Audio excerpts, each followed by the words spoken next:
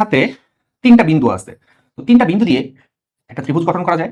ধরা যাক এখানে আছে 2,1, এখানে আছে 5,4 এবং এখানে আছে হচ্ছে কি তোমার 1,4। এখন 4 নাম্বার যে শীর্ষ, 4 নাম্বার শীর্ষটা অ্যাকচুয়ালি তিনটা পজিশন হতে পারে। এইখানে হতে পারে, এখানে একটা বিন্দু হতে পারে। যদি এখানে একটা বিন্দু হয় তাহলে তুমি খেয়াল করো, এই যে এইটা একটা সামান্তরিক, ঠিক আছে না?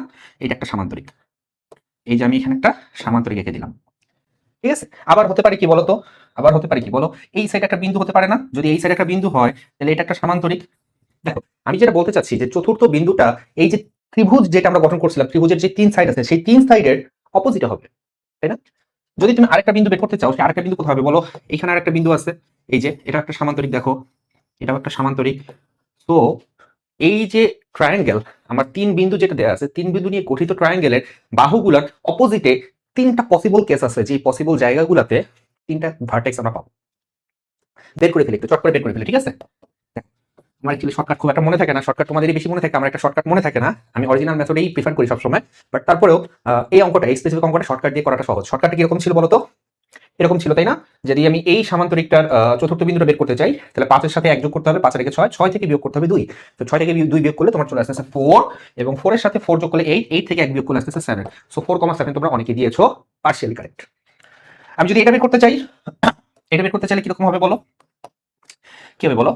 এই যে পিঙ্ক কালারের যে সামান্তরিকটা, সেটার অপোজিটটা বিয়োগ হবে, এই দুটো যোগ হবে। তাহলে 2 এর সাথে 1 যোগ করলে আসতেছে 3, 3 থেকে 5 বিয়োগ করলে আসতেছে -2, এবং 1 এর সাথে 4 যোগ করলে 5, 5 থেকে 4 বিয়োগ করলে আসতেছে 1। সো -2,1 অনেকেই লিখেছো, তাদের অ্যান্সারও সঠিক, পার্শিয়ালি কারেক্ট, ফুল নাম্বার পাবা না।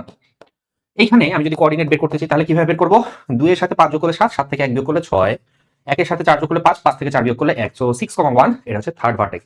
যারা তিনটা অ্যান্সারই দিয়েছো, এইটা এইটা এইটা, তারা ফুল নাম্বার পাবা।